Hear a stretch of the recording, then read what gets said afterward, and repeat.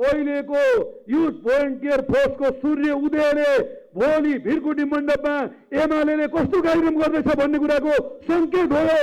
म सबै युवाहरूलाई कमरेड राजन भट्टराई मार्फत निमन्त्रणा गर्न चाहन्छु।